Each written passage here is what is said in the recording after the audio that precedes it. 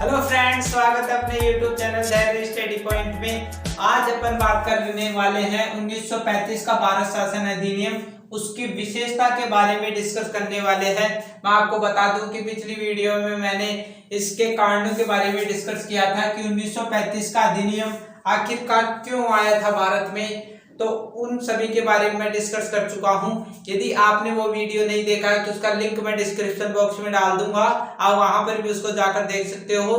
तो फ्रेंड्स, सबसे महत्वपूर्ण बात इस अधिनियम की यह है, मैंने पिछली वीडियो में भी थोड़ा बता दिया था विशेषता में, कि यह ब्रिटिश सरकार द्वारा लाया गया अंतिम संवैधानिक सुधार अधिनियम था। इसके बाद में ब्रिटिश सरकार द्वारा कोई अधिनियम नहीं आया था, क्योंकि ब्रिटिश सरकार काफी समय से यहाँ पर शासन कर रही थी 1858 से, क्योंकि 1858 के पहले ईस्ट इंडिया कंपनी का शासन था और 1858 के बाद में ब्रिटिश संसद है उसका प्रत्यक्ष शासन भारत में लागू हो गया था। तो 1858 से 1947 तक शासन रहा, लेकिन 1935 तक ही वो अधिनियम ला पाए। इसके बाद में कुछ वर्षों बाद में यानी 1947 को अपन आजाद हो चुके थे। तो यह अंतिम संवैधानिक सुधार अधिनियम था, ब्रिटिश सरकार द्वारा लाया गया। दूसरी बात इसमें यह है कि इसे भारत का छोटा संविधान भी कहा जाता है, क्योंकि ये कोई छोटा मोटा एक्ट नहीं था। अब तक के जितने भी एक्ट आए थे उनमें सबसे बड़ा एक्ट था, इसीलिए इसे भारत का छोटा संविधान भी कहा जाता है। मैंने ये सब कुछ बता दिया था, क्योंकि इसमें 321 धाराएं और 10 अनुसूचियां थी। इसमें उत्तरदायी सरकार की स्थापना भी की गई थी, यानी उत्तरदायी शासन की स्थापना की गई थी।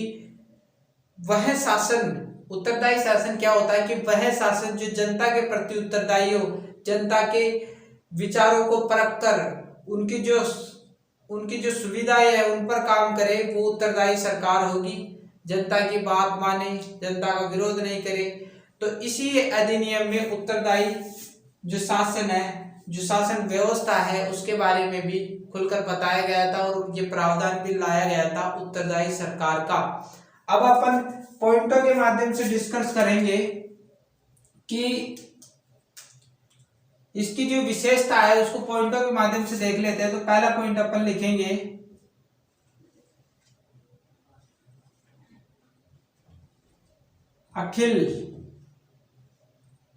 अखिल भारत संघ का निर्माण।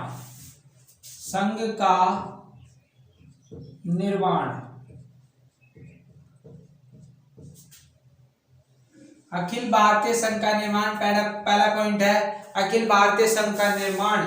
लेकिन अखिल भारतीय संघ का निर्माण करने की आवश्यकता क्यों पड़ी? क्योंकि 1935 के अधिनियम के पहले भारत उस समय दो भागों में बटा हुआ था। एक ब्रिटिश भारत जिसमें 11 प्रांत थी, और दूसरी देशी रियासतों का भारत जिसमें 600 रियासतें थी। तो इन दोनों को मिलाना चाहते थे लोग, भारत की जनता इन दोनों को मिलाना चाहती थी, लेकिन जो ब्रिटिश सरकार है वो इनको नहीं मिलाना चाहती थी। इसीलिए इसमें अखिल भारतीय संघ का निर्माण करने का प्रावधान अवश्य आया था, लेकिन अंग्रेजों की चाल के कारण ये लागू नहीं हो पाया। तो अपन समझते हैं, इसको मैप के माध्यम से समझते हैं। अपन मैप बना देता हूं मैं, यहां पर भारत का मैप बनाता हूं।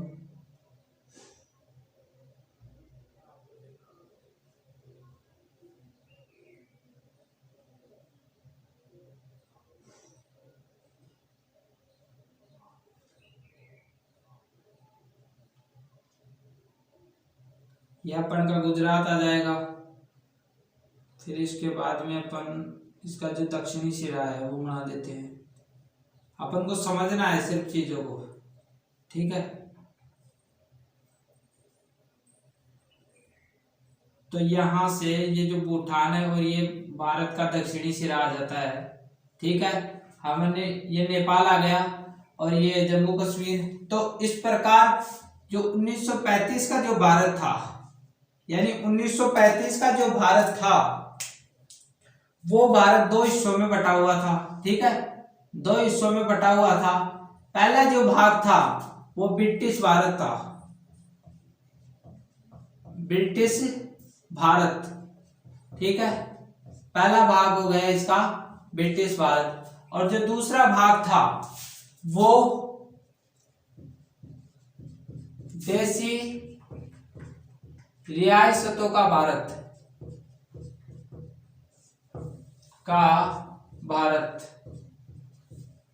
अब यहां पर क्या था कि जो ब्रिटिश भारत था उसमें 11 प्रांत थी, 11 प्रांत जिसे ब्रिटिश प्रांत भी कहा जाता है। ये 11 प्रांत थी, और इन 11 प्रांतों पर सबसे पहले 11 प्रांत कौन कौन थी वो देख लेते हैं। जो पहली प्रांत थी वो बंगाल, जो प्रमुख माना जाता है, बंगाल, बिहार, उड़ीसा, बंबई, 2, 3, 4,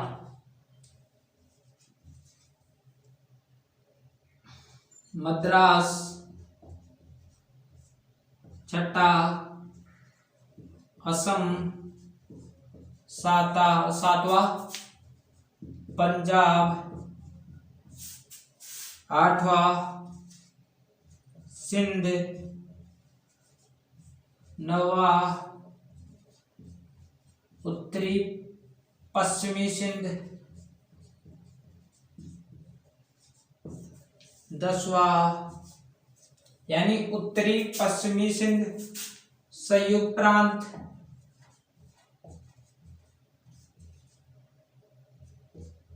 प्रांत, और 11वां जो था वो मध्य प्रांत थी। सॉरी, आपको यहां पर दिख रहा नहीं होगा, यहां पर लिख देता हूं मैं। 10वां संयुक्त प्रांत और 11वां मध्य प्रांत। ठीक है, यानी ब्रिटिश भारत में जो प्रांत 11 प्रांत थी, और इन 11 प्रांतों में मैंने बता दिया है कि बंगाल, बिहार, उड़ीसा, बंबई संयुक्त प्रांत, मद्रास, असम, पंजाब मध्य प्रांत, सिंध उत्तरी पश्चिमी प्रांत। तो 11 प्रांत थी, और इन 11 प्रांतों में ब्रिटिश सरकार का सीधा शासन था, यानी डायरेक्ट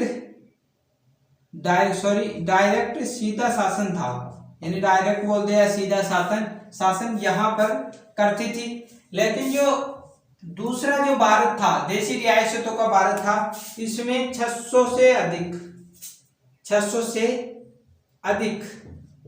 से अधिक रियासतें थी, और यहाँ पर राजाओं का शासन था। उस समय राजा द्वारा यहाँ पर शासन किया जाता था। लेकिन कंडीशन ये थी उस समय कि ये जो 600 प्रांत है, ये ब्रिटिश भारत के क्षेत्र के अंतर्गत आते थे। ब्रिटिश भारत उसके चारों ओर फैली हुई थी, ऐसे ये रियासतें थी, इसके चारों ओर बीच में ऐसे फैली हुई थी ब्रिटिश भारत। यानी ब्रिटिश भारत के अंदर 11 प्रांत आते थे, और उनकी चारों ओर ये 600 रियासतें फैली हुई थी, और इन पर ब्रिटिश सरकार का सीधा शासन नहीं था। रियासतों में ब्रिटिश भारत में जो प्रांत थे, 11 प्रांत थे, इनमें ब्रिटिश सरकार का सीधा शासन था। इसीलिए ऐसी क्या आवश्यकता पड़ी कि अपन को अखिल भारतीय संघ का प्रावधान लाने की आवश्यकता ब्रिटिश सरकार को महसूस हुई, और जबरदस्ती उनको लाने के लिए मजबूर किया गया। तो क्या हुआ कि ये जो 11 प्रांत है अपन के पास में, इनमें आंदोलन उठने लगे। आंदोलन उठने लगे कि ब्रिटिश सरकार इन 11 प्रांतों को भी स्वतंत्र कर दे। इसी कारण आंदोलन उठने लगे। लेकिन कुछ समय बाद ये जो 600 रियासतें हैं, इनमें भी आंदोलन उठने लगे, और ऐसा समय आया कि संपूर्ण भारत में आंदोलन उठने लगे और ये आंदोलन ये मांग कर रहे थे कि 600 रियासतें और 11 प्रांतों को मिला दिया जाए और अखिल भारतीय संघ का निर्माण किया जाए। फिर जबरदस्ती ब्रिटिश सरकार ने ये प्रावधान लाया अखिल भारतीय संघ का। मैंने समझा दिया है क्यों लाया गया, भारत कितने भागों में बटा हुआ था, क्या क्या कंडीशन थी। अब ये जो अपन ने देखा कि ये प्रावधान लाया था, लेकिन इस प्रावधान में क्या शर्तें थी। मैंने पहले की कंडीशन बता दी आपको कि किस प्रकार भारत 2 टुकड़ों में बटा हुआ था, 11 प्रांत किसके नियंत्रण में थी, ये सारी चीजें मैंने बता दी है। आंदोलन चला, आंदोलन पहले तो 11 प्रांतों में चल रहा था, फिर 600 जो रियासतें थी उनमें भी चलने लगा। फिर आंदोलन बढ़ता गया, अखिल भारतीय संघ की मांग उठती गई, दोनों को मिला दिया जाए। ऐसी फिर आखिरकार में ब्रिटिश सरकार को अखिल भारतीय संघ का प्रावधान लाना पड़ा, लेकिन ब्रिटिश सरकार अखिल भारतीय संघ का निर्माण करना ही नहीं चाहती थी, दोनों को अलग अलग करना चाहती थी, क्योंकि भारत को 2 टुकड़ों में बांट दिया भाई उन्होंने। उनका मेन मकसद भारत को जोड़ना नहीं था, तोड़कर शासन करना था। उनके सबसे बड़ा उद्देश्य यह था कि फूट डालो, शासन करो नीति। तो अखिल भारतीय संघ का निर्माण वो क्यों करेंगे, लेकिन उनको आंदोलन होने लगे देशी रियासतों में भी। पहले तो ब्रिटिश प्रांत थे उनमें चल रहे थे, लेकिन बाद में देशी रियासतों में भी चलने लगे। इसी कारण उनको लाना पड़ा, कुछ शर्तें लाई। अखिल भारतीय संघ का निर्माण तभी होगा जब 2 शर्तें उन्होंने लागू कर दी। यदि ये 2 शर्तें पूरी हो जाती हैं तो हम अखिल भारतीय संघ का निर्माण कर लेंगे। तो पहली जो अखिल भारतीय संघ है, अखिल भारत संघ, इसमें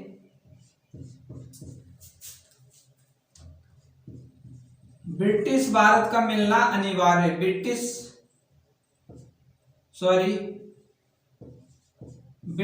भारत का मिलना यानी भाग लेना। आप ऐसे कर दो, दोबारा इसके लेता हूं मैं।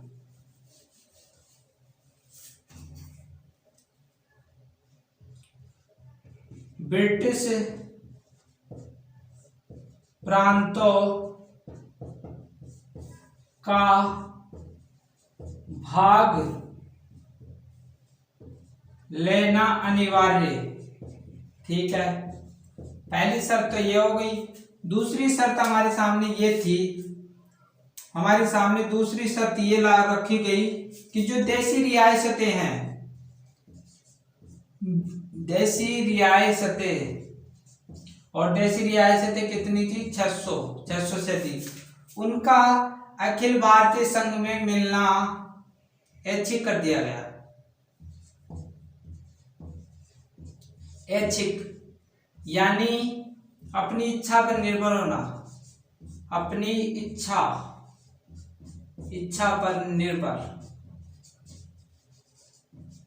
यानी अखिल भारतीय संघ तभी बनेगा जब ये दोनों शर्तें पूरी हो जाएंगी। अखिल भारतीय संघ में जो ब्रिटिश प्रांत है, मैंने ब्रिटिश प्रांत पहले ही बता दिए, 11 प्रांत थी जो ब्रिटिश सरकार का सीधा नियंत्रण था, सीधा शासन होता था, वो इसमें भाग अवश्य लेंगे। 11 प्रांत सभी इसमें भाग लेंगे। लेकिन जो देशी रियासतें 600 रियासतें हैं, उनका भाग लेना ऐच्छिक कर दिया गया, यानी वो अपनी इच्छा पर निर्भर करते हैं, वो इसमें भाग लेते हैं या नहीं लेते हैं, वो उनकी इच्छा पर निर्भर करते हैं। इसमें एक शर्त और जोड़ दी गई कि ये शर्त वेरी इंपॉर्टेंट थी, वेरी इंपॉर्टेंट, यानी देशी रियासतों में ये तो ऐच्छिक कर दिया गया अपनी इच्छा से, लेकिन इसमें ये शर्त लाई कि 600 जो रियासतें हैं उनकी कुल जनसंख्या, यानी 600 रियासतें हैं उनकी कुल जनसंख्या के आधे प्रतिशत से अधिक, यानी आधी जनसंख्या अपनी इच्छा से इस अखिल भारतीय संघ में मिलनी चाहिए। यदि आधी जनसंख्या 600 रियासतों की आधी जनसंख्या इसमें नहीं मिलती है तो अखिल भारतीय संघ नहीं बन पाएगा। और ये जो शर्त थी वो वेरी इंपॉर्टेंट शर्त बनी। इसी शर्त के कारण अखिल भारतीय संघ नहीं बन सका, क्योंकि ब्रिटिश सरकार पहले चाहती थी कि यह अखिल भारतीय संघ नहीं बने। इसी कारण यह आधी जनसंख्या करने के बाद मैं आपको बता दूं कि उस समय 4 ऐसी रियासतें थी, रियासतें 4 ऐसी रियासतें थी जिनकी जनसंख्या जो 600 रियासतें हैं उनकी कुल जनसंख्या से आधे से अधिक थी। इन 4 रियासतों की जो जनसंख्या थी वो 600 रियासतों की कुल जनसंख्या की आधी थी। इसी कारण ये जो 4 रियासतें हैं इनमें अहमदाबाद में अहमदाबाद जो रियासतें थी उनमें सबसे ज्यादा जनसंख्या थी, 4 रियासतें थी। और इन 4 रियासतों का जब ब्रिटिश सरकार उनके नियंत्रण में ये 4 रियासतें काम करती थी। अब बात यह आती है कि यहाँ पर अपनी इच्छा पर निर्भर कर दिया, तो ब्रिटिश सरकार ने पहले कह दिया कि आप अखिल भारतीय संघ में हिस्सा मत लो, पैसे खुआ दिए। अभी 4 रियासतें भाग नहीं लेंगी तो ये शर्त पूरी नहीं हो सकी। आधी जनसंख्या अखिल भारतीय संघ में मिलनी चाहिए, क्योंकि आधी जनसंख्या तो ब्रिटिश सरकार के पास में चली गई, उनकी गुलाम बन गई, उसके इशारों पे काम करने लगी। इसलिए ये शर्त पूरी नहीं हो सकी, क्योंकि आधी जनसंख्या भी अखिल भारतीय संघ में नहीं मिल सकी। इसलिए दोनों ये शर्त पूरी नहीं हो सकी। देशी रियासतों की आधी जनसंख्या इस अखिल भारतीय संघ में नहीं मिल सकी, क्योंकि 4 रियासतें ब्रिटिश सरकार के पास में चली गई थी। उस समय इन 4 रियासतों में आधी से ज्यादा जनसंख्या निवास करती थी। इसलिए ये सारा ढांचा इसलिए बनाया गया, और ये जो शर्त थी वो ही अखिल भारतीय संघ का निर्माण नहीं कर सकी। अब अपन दूसरी इसकी विशेषता देखते हैं। और अखिल भारतीय संघ का निर्माण नहीं हो सका, प्रावधान आया, ब्रिटिश सरकार की चाल पूरी तरीके से काम कर गई, पूरी तरीके से सफल हो गया और अखिल भारतीय संघ नहीं बन सका। दूसरी जो विशेषता है,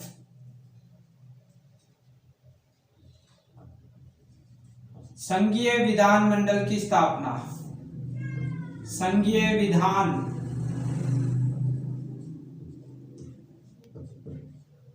मंडल की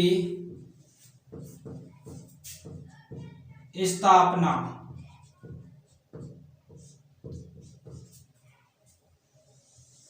यानी कहने का मतलब यह है अखिल भारतीय संघ का निर्माण नहीं हुआ तो संघीय विधानमंडल की भी स्थापना नहीं हो सकी, क्योंकि ये जो पॉइंट है वो उसी से जुड़ा हुआ है, अखिल भारतीय संघ से ही जुड़ा हुआ है। इसीलिए अखिल भारतीय संघ का निर्माण नहीं हो सका। इसी कारण जो संघीय विधानमंडल है उसका भी निर्माण नहीं हो सका।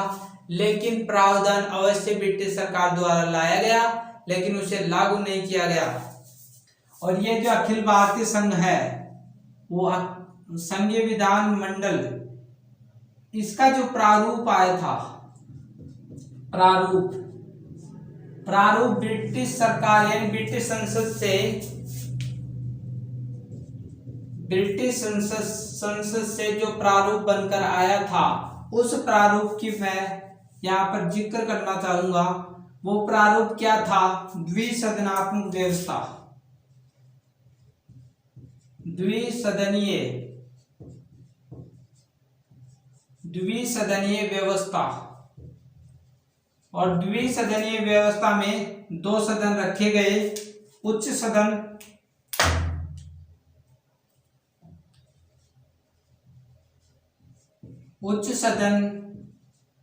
दूसरी तरफ था निम्न सदन।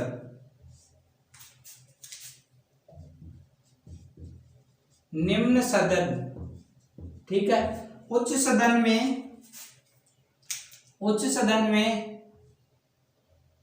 राज्य परिषद थी, जिसे उस समय उच्च सदन कहा जाता था। वर्तमान में उच्च सदन कौन सा है? राज्यसभा। राज्यसभा को अपन आज उच्च सदन मान सकते हैं। और राज्य जो परिषद है उसमें कितनी सीटें थी? 260। उस समय जो प्रावधान आया था उसमें 260 सीटें थी। और इनका भी डिवाइड कर लेते हैं अपन, यानी इनको भी बांट लेते हैं, जिसमें 156 सीटें, ये सीटें हैं जो 156 सीटें हैं वो ब्रिटिश प्रांतों से ली जाएंगी, ब्रिटिश प्रांतों से निर्वाचित की जानी थी। ठीक है, इसकी एक बार और खोलकर बता दूंगा। और इसमें से बची 104 सीटें ये देशी रियासतों से मनोनीत की जानी थी। देशी रियासत जो 600 रियासतें थी उस समय रियासतें, उनमें से मनोनीत की जानी थी। सॉरी यहाँ पर दिखेगा नहीं, मनोनीत, यानी ऐसे ही जिस प्रकार राष्ट्रपति वर्तमान में मनोनीत करता है उसी प्रकार 104 सीटें देशी रियासतों में मनोनीत की जानी थी। अब ये जो दूसरा सदन है यहाँ पर एक घसपस हो जाएगा, तो इसको आगे बढ़ा लेते हैं अपन। ये कर लिया, ठीक है। इसमें अपन ने निम्न सदन देखा था ना, निम्न सदन, ठीक है। निम्न सदन, इसमें कौन सा सदन आता है? संघीय परिषद, ठीक है। इसमें वर्तमान में इसे किस नाम से जाना जाता है? लोकसभा। लोकसभा को वर्तमान में निम्न सदन कहते हैं। 2 सदनों में बांटा गया, संसद को 2 सदनों में बांटा गया है इस समय, राज्यसभा, लोकसभा। तो लोकसभा को वर्तमान में निम्न संसद कहा जाता है, निम्न संसद कहा जाता है। और जो संघीय विधान परिषद है उसमें कितनी सीटें थी, कितनी सीटें आरक्षित की गई थी? इसमें की गई थी 375 सीटें, 375 सीटें, 375 सीटें आरक्षित की गई थी। और इनमें 375 सीटें हैं, इनमें 250 सीटें वहीं ब्रिटिश प्रांतों में निर्वाचित की जाएंगी, ब्रिटिश प्रांतों में निर्वाचित की जाएंगी।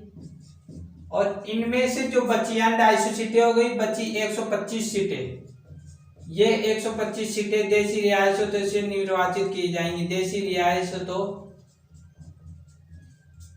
से मनोनीत, मनोनीत यानी ऐसे ही चुन लिया जाएगा, चुनाव नहीं किया जाएगा।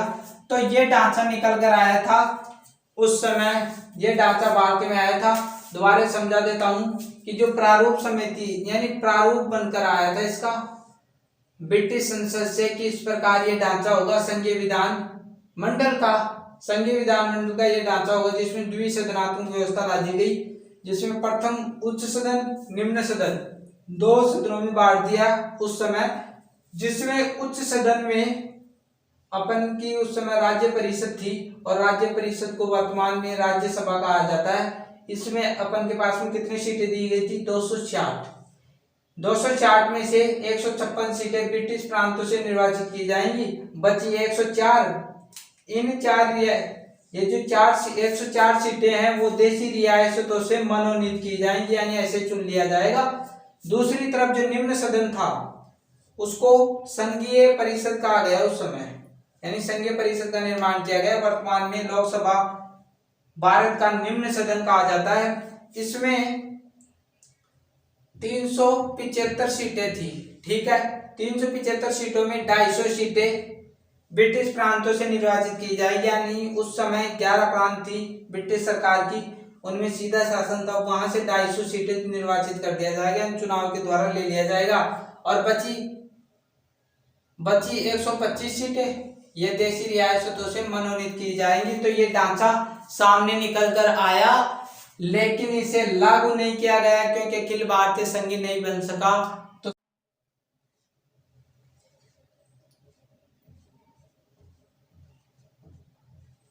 विषयों का विभाजन, का विभाजन। अपन देखेंगे कि विषयों को कितने भागों में बांटा था। तो यहां पर जो विषय थे उनको 3 भागों में बांट दिया, यानी 3 भागों में इसका विभाजन कर दिया गया। और 3 कौन कौन से भाग थे? पहली जो विषय थे वो संघीय विषय, यानी संघीय सूची बोल दो, संघीय सूची, ठीक है। दूसरी जो सूची थी वो समवर्ती सूची, समवर्ती सूची, ठीक है। जो तीसरी सूची थी वो प्रांतीय या राज्य सूची, ठीक है। अब इनके अंदर 3 सूची बांट दी, 3, ठीक है। संघीय सूची में कितने विषय शामिल थे ये भी तो जानना जरूरी है ना। पूरी चीजें खोल खोल कर पढ़ो, क्योंकि अपन को एक एक चीज कंटेस्ट याद हो जानी चाहिए, क्योंकि ज्ञान है ना, अधूरा ज्ञान नहीं होना चाहिए। ज्ञान कभी नहीं रुक सकता, उसका विस्तार बढ़ता ही जाता है। तो आप यदि कुछ चीजों को ज्यादा समझ लोगे तो आगे चलकर आपको पछताना नहीं पड़ेगा। तो संघीय सूची है, उसमें 59 विषयों को शामिल किया गया था, 59 विषय। और ये 59 विषय थे, इन पर कानून बनाने का अधिकार, कानून बनाने का अधिकार केंद्र सरकार के पास में था। यहां लिख देता हूं, उस समय केंद्र सरकार के पास था, यानी केंद्र सरकार इन पर कानून बना सकती थी। समवर्ती सूची, इसमें 36 विषय थे, ठीक है, 36 विषय इसमें सम्मिलित थे। और ये जो 36 विषय हैं, इन 36 विषयों पर कानून बनाने का अधिकार किसका होगा? कानून बनाने का अधिकार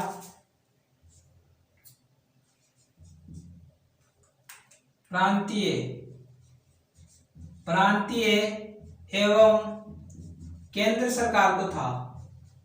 केंद्र सरकार को इन पर कानून बनाने का अधिकार था। इसमें कितने विषय थे?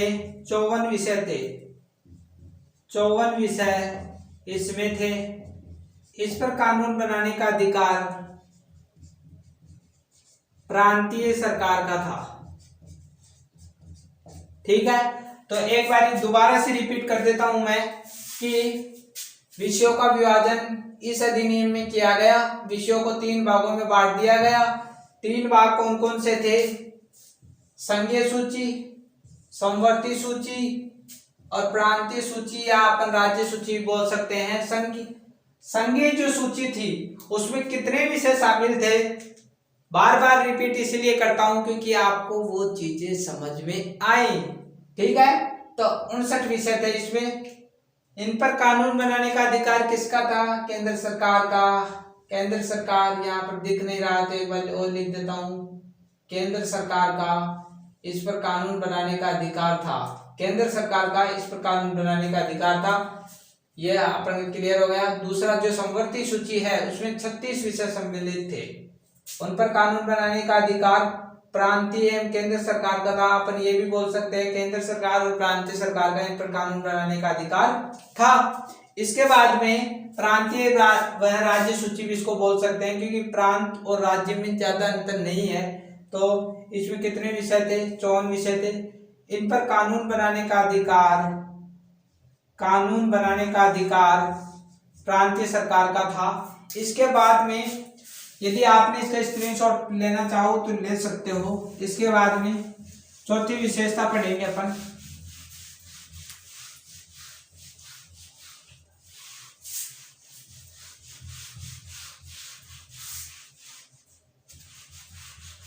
चौथी विशेषता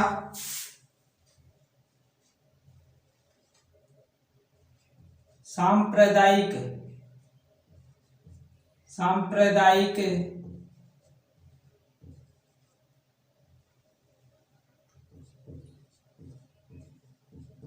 निर्वाचन प्रणाली का विस्तार, यानी सांप्रदायिक निर्वाचन प्रणाली का विस्तार, यानी लेकिन सांप्रदायिक प्रणाली क्या है? सांप्रदायिक निर्वाचन प्रणाली आखिरकार में क्या है, कब लागू की गई थी? क्या इसी अधिनियम में ये आया था? क्योंकि यहाँ पर विस्तार की बात कर रहा है, शायद ये पहले भी आया होगा। तो सांप्रदायिक निर्वाचन प्रणाली थी वो 1909 का जो अधिनियम था, 1909 का भारत परिषद अधिनियम, यानी 1909 में यह अधिनियम आया था। और इस अधिनियम में सर्वप्रथम इसी अधिनियम में सांप्रदायिक निर्वाचन प्रणाली का जिक्र किया गया था। और इसमें सिर्फ इस समय मुस्लिम समुदाय, यानी जो मुस्लिम समुदाय है, मुस्लिम समुदाय को पृथक निर्वाचन प्रणाली दी गई थी, पृथक निर्वाचन प्रणाली दी गई थी, यानी इनकी व्यवस्था की गई थी।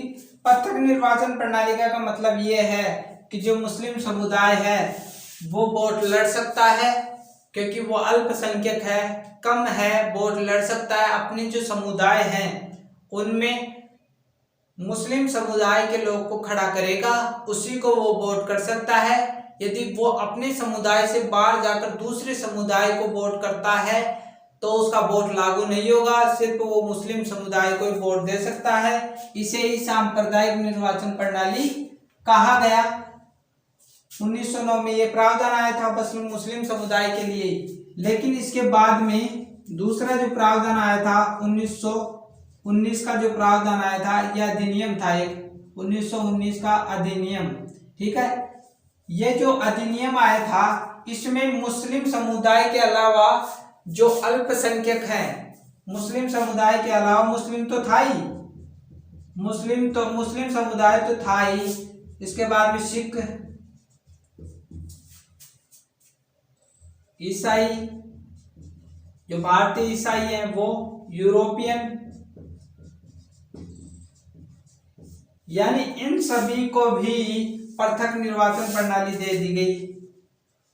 पृथक निर्वाचन प्रणाली की व्यवस्था 1919 के अधिनियम में मुस्लिम समुदाय के अलावा सिख, ये भी अल्पसंख्यक है, ईसाई भी, यूरोपियन भी, ये भी हैं, तो इनको भी पृथक निर्वाचन प्रणाली दी थी। ये भी अपने अपने समुदाय के जो व्यक्ति हैं उनको खड़ा करके उनको वोट दे सकते हैं, उनको